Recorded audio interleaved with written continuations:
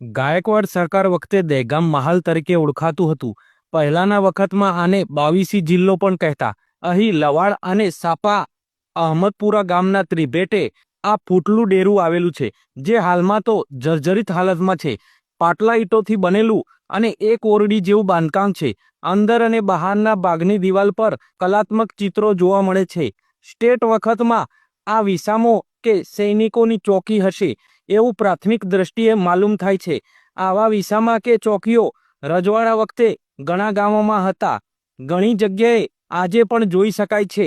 આનો ઉપયોગ સૈનિકો તાપ, ઠંડી કે ચોમાસા દરમિયાન વરસાદથી બચવા માટે કરતા હશે.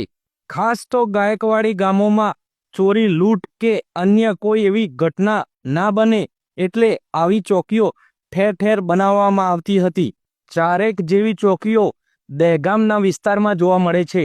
હાલમાં તે ખૂબ જ જર્જરિત છે.